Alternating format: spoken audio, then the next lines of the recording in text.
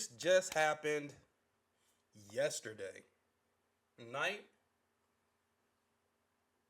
Virginia Beach officer shoots, kills person wielding sharp object.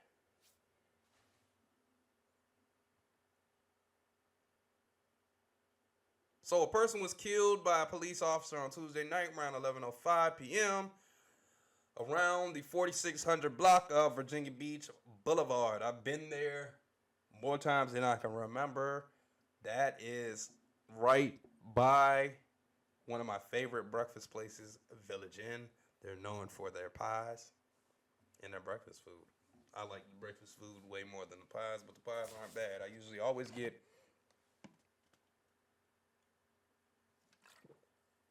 pumpkin pie, cherry pie, peach cobbler.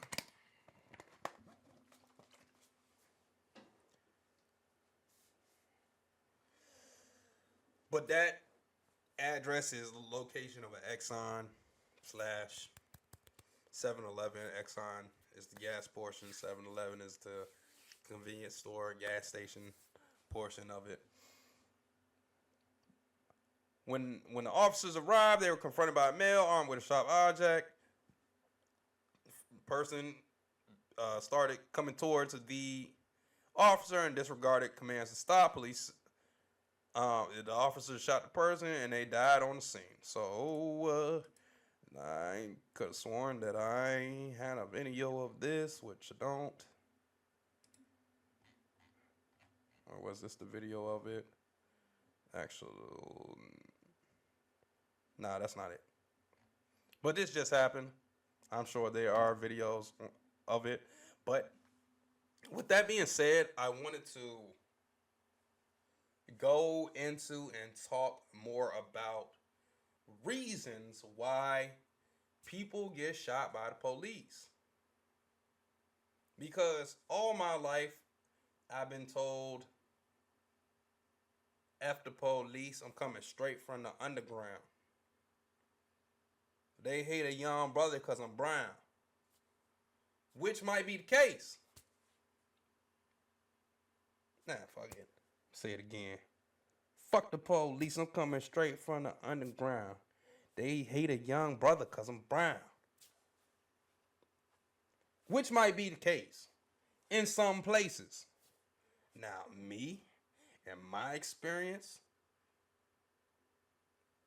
I've been arrested one time because I was being stupid and my friends were being stupid. And it wasn't gang related. It wasn't because we were out there terrorizing and being a menace. But we broke some windows at a school because we were bored. And we ran from the cops. Like, we stayed up there. And it was funny, actually. And if and when they ever write the story on my life, it's definitely going to be in there. But we were all up at this elementary school, Jackson Davis. That's where we went to elementary school. And we went up there. First, we were playing basketball. Then we decided, hey, let's pick up some rocks and throw them at the school. Started breaking the windows. I think we broke like 40 windows. Anyway, so I noticed one light went out. Like, for whatever reason. And these lights always stayed on. But this one light went out. So as soon as that light went out, maybe 2-3 minutes later, we see the police in their K9 unit truck roll up on the playground, on the blacktop. Like, didn't stop, kept driving.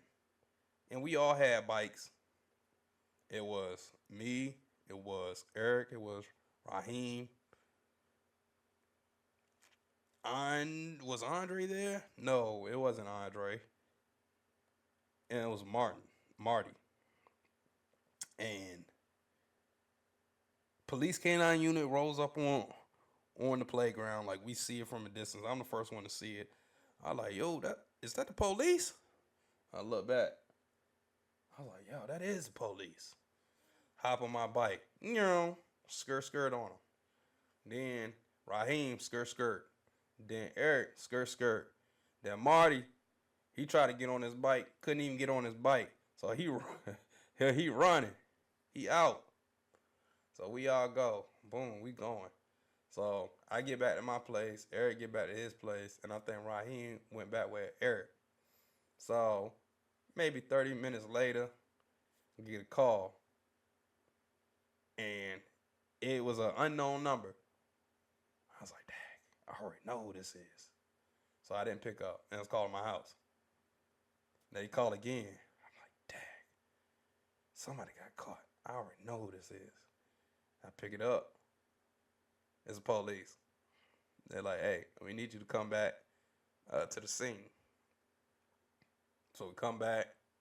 This fool, Marty, handcuffed. Mind you, this for breaking some daggone windows, man. This ain't for robbing, stealing, beating nobody up, selling nothing, for breaking windows, man. And this fool Marty done told on us. And anyway, long story short, we got arrested. We all got put in the back of the paddy wagon and all went down to Henrico headquarters or whatever for breaking windows, man. But outside of that, I've never been arrested. I've been pulled over by cops. I knew what to say. I knew not to get rowdy with them. I knew not to argue with them. I already knew what to do. Brown man, America, growing up in Virginia, Southeast VA, Central VA, RVA, 757, Hampton, Portsmouth, Norfolk, Suffolk, Virginia Beach, Newport News. I already knew what it was. I'm not about to get into any conflicts with the police. Y'all not gonna fold me up like a pretzel. So with that being said, I just wanted to dig into why the police use deadly force. So let's go. Deadly force explores when, where, and whom police shoot in America's largest cities. Now, you already know black men are the ones who get shot the most, but we're just going to go into it. As debates have raged for years over how or whether to reform policing, a crucial piece of info has been missing. What do we really know about the use of deadly force by officers in the U.S.? What facts are actually available on which to base policies? I'm committed to the view that there is truth in the world, and I think that sometimes what we need to do before we have our debates and figure out how to advance our values is to figure out what the truth of the matter is. History is replete with examples of unintended consequences when people try to reform the government. One way to avoid that is to start with as much evidence as you can about how the world is before you try to change it. Around 2017, when protests about police violence became more sustained and scholarship grew around the topic,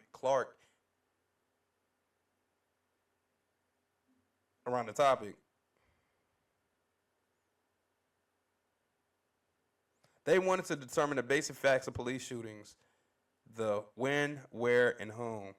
And this is written by some white dude, Tom Clark. Shout out to Tom Clark. Well, this article is written by Sarah Steimer. Let's get into these details, though.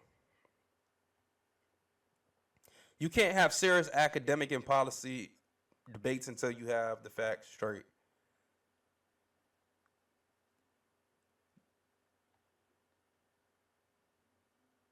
The authors look to answer foundational questions that Clark says criminologists have long pointed to as critical data to which the public should have access. This data included information on who is being shot, where they are being shot, who's doing the shooting, whether the person is armed, and if they survived the shooting.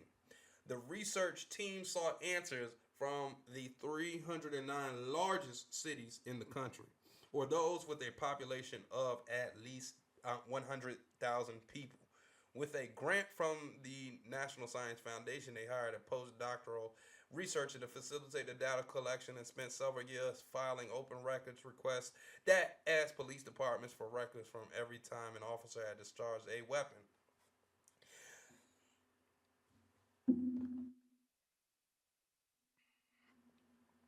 The data collected varied significantly, ranging from the information that the departments provided to whether they were willing to release data at all. About 100 departments refused to provide their records, sometimes pointing to obscure, vague provisions in the open records law. Some cities claimed not to have information on the whereabouts of shootings or the data date, and still others didn't have information on the subject of the shooting. Some departments consider the fact of a police shooting to be part of a personal record and withheld information about the officer in certain cases. One of the key pieces of information we wanted to know was whether a suspect was armed, and we learned that information in only about 3 out of 10 shootings, every 10 shootings.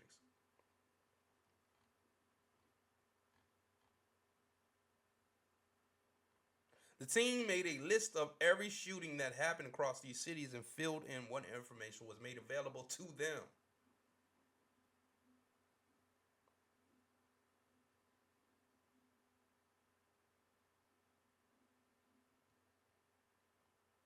In a high level analysis of the data, the researchers looked at the predictors of how many shootings happen in a city each year. The major finding in this instance is that as violent crime goes up, police shootings become more common. However, as police departments get larger, there are few shootings. Why is that? And I will say this, that as we go on, police shootings happen every single day. But the ones that I will cover, we will dig further and further and further into it. And we will gain a better understanding on this. But this is telling us everything that we already know already. In this case, our inference is largely that police officers have the resources and the capacity to be able to deal with confrontational situations without resorting to legal force. Looking within cities, the team explored where shootings were more likely to happen. The neighborhoods with the highest rates of shootings have more poverty and more violent crime. They also find that as violent crime goes up, police shootings increase. But they found this to be particularly true in neighborhoods with larger black and Hispanic populations. Police respond to crime more violently in neighborhoods with larger black and Hispanic populations.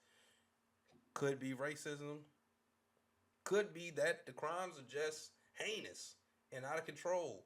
Could be fear, probably all three mixed together in more cases than not. We know what it is. We know that there are racist cops. I live in the South. I haven't encountered any, but I can smell it. I can feel it. But on the other side, I know if I had thought crimes sitting here listening to me, they would get me on this. But I'm not gonna always do the deep dive on it like how some people would.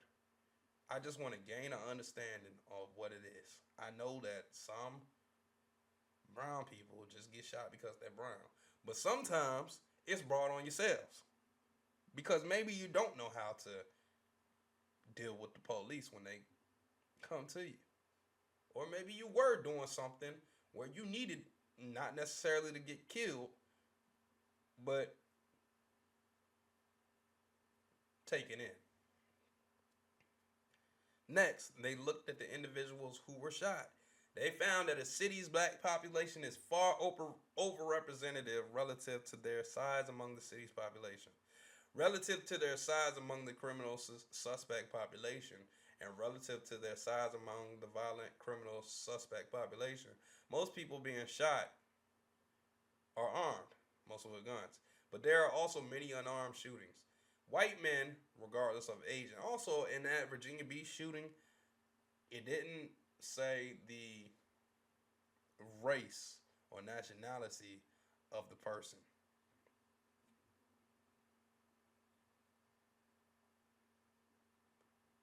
White men, regardless of age, are more than 95% likely to be armed or shot.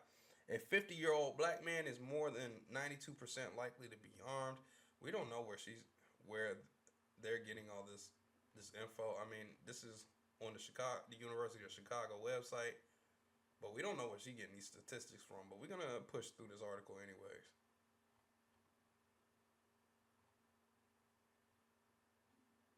A 50-year-old black man is more than 92% likely to be armed, but an 18-year-old black man is only 77% likely to be armed.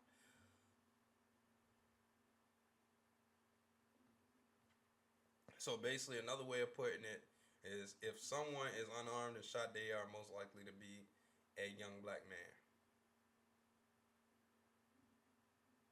All right, we're going to move on. And this is a study of fatal and non fatal shootings by police reveals racial disparities, dispatch risk. A new study from researchers at the Johns Hopkins Center of Gun Violence. Let's see when this is.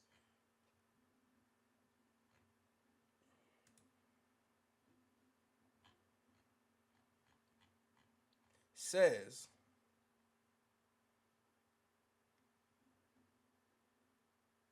Johns Hopkins Center for Gun Violence Solutions and Vanderbilt University found that an average of 769 people were injured annually in police shootings from 2015 to 2020.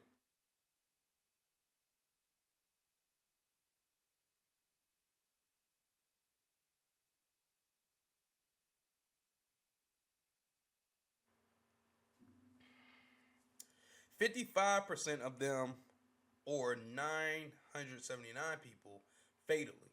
The study covered a total of 10,308 incidences involving shootings by police. The center is based at the Johns Hopkins Bloomberg School of Public Health. The majority of victims in shootings by police, 84% overall, were reported as armed with a firearm or a weapon, such as a knife or a vehicle, during a 6-year study period. The analysis found that overall, when injuries occurred, police responses initiated by a call to emergency dispatcher were 40% more likely to end with a fatal shooting injury than where incidents where an officer was already on scene. Calls to police to check on the well-being of individuals were 74% more likely to be associated with fatal injury than police responses to an incident where shots had already been fired. This includes wellness checks that did not explicitly involve threats or harm before an encounter with police. The study was published online March 13th in the American Journal of Public Health. Shout out to American Journal of Public Health and Johns Hopkins University and Vanderbilt University for this article. The new findings also suggest that injury disparities among racial groups are underestimated when looking only at fatal shootings. And I just want to say once again that the whole point of doing this deep dive and doing this research on this topic was primarily to see what triggers police officers to pull the trigger on people when they have a call in. So it wasn't so much, and now that I'm reading more and also from just myself paying attention to what it is, the situations, and trying to put myself in the police officer's shoes. Okay, I get it. They sometimes they gotta off whoever it is that may be in front of them that they're trying to apprehend or trying to de-escalate. And I ain't saying police aren't racist, because we know they are, especially in certain sectors of the country, South.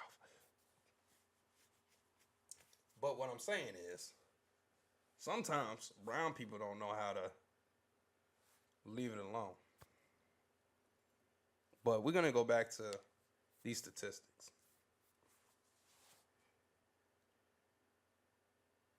Where was I? Among people non fatally injured in police shootings, victims identified as non Hispanic, black, compromised, or comprised 29% of race identified, those with racial data included in stats. Injured people in this study. In comparison, a 2015 study examining fatal shootings by police in a single year found that 26 of victims were non-Hispanic black people. Black people, African American. The study found that ADOS, relative to white victims, non-Hispanic black people, let's say African Americans, were disproportionately injured in non-fatal shootings by police and had 35% lower odds of fatal injury when shot. Firearm research often focuses on fatalities as they are listed as the cause of death and reported to the CDC and prevention.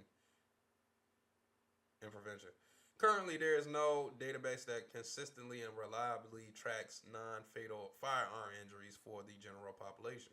As for shootings by police, reporting by law enforcement agencies to the federal government's data system is voluntary.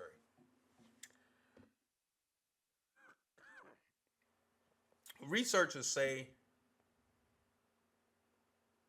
and death certificate inclusion of law enforcement involvement is consistent. Uh, Researchers manually review publicly available records on police shootings maintained by the Gun Violence Archive that resulted in a fatal or non-fatal injury from 2015 to 2020.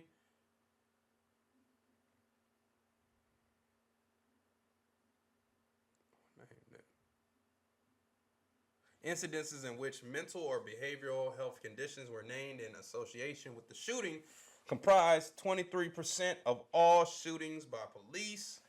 Injuries associated with behavioral health needs were more likely to be fatal. 66% of all shootings by police involving someone suffering from a mental or behavioral health episode were fatal. So,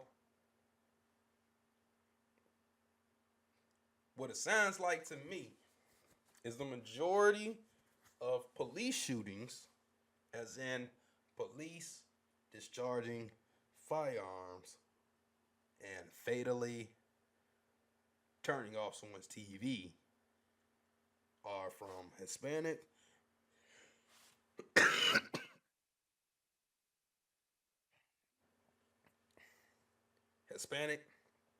and non-Hispanic black people with mental issues. But that's just from reading this.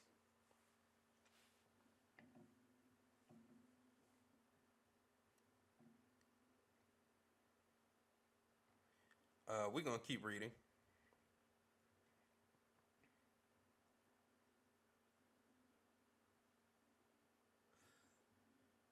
Here we go. Now we get into somewhere. The data we reviewed suggests that behavioral health calls are a common interaction preceding injurious shootings by police. We recommend improving social services to make responding to behavioral health calls safer for everyone. Public support is high for these approaches, including non-police mobile units, diversion to mental health services, and a police and mental health co-responder model. The analysis found that the odds of a fatal shooting by police were significantly higher if the victim was armed. In more than half of these fatal shootings, 57%, someone other than a police officer was also armed with a firearm. Overall, 3% of injured people possessed a replica or BB gun, and 14% were armed with a knife. In contrast, 9% of shootings, the injured person was not armed. Of all shootings by police involving no weapon, from victims or others, 40% of victims were described as non-Hispanic white, 35% were non-Hispanic black, and 21% were Hispanic. Wow, this study improves our understanding of injurious shootings by police. There is a clear gap in systematic reporting of all shootings by police, fatal and non-fatal. Law enforcement agencies at all levels of government should commit to gathering comprehensive, detailed, and standardized data to inform efforts to prevent future injurious shootings by police.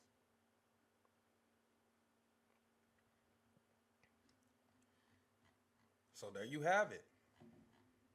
Now, I know that this was the nerdy way of giving you the information, but at some point you have to look at the stats. At some point, you have to look at stats, statistics, facts over feelings. At some point, that's just what has to be done. But I know that racism plays a part into it.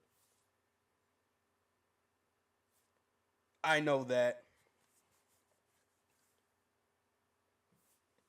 people being under pressure, whether it's where they're living, poverty. I mean, it clearly talks about poverty, living in crime ridden, violent places is going to bring on more of a police presence and more opportunities to get shot at. And also, not knowing how to deal with the police.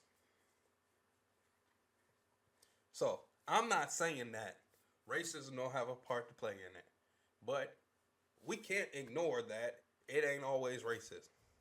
We can't ignore that. And I believe this article right here, I need to favorite all of these articles, matter of fact, so I can come back to them. Hits it right on the head. It broke it down. Now I'm pretty sure I could find articles that break it down and give you this and break it down even further. Not just articles, but statistics. I believe that I could find that. I know I could find it. Same way I found this, I know I could go into it. This is just a little bit of research. And this is saying, shoot, white people getting shot up more than blacks. And I'm not saying that there is not racism. I'm not saying that it's not black cops out there busting other brothers upside the head. I'm not saying that. But I just need to look at it for what it is. Because my life, my story, I ain't dealt with the cops that much. Because I stayed out the way.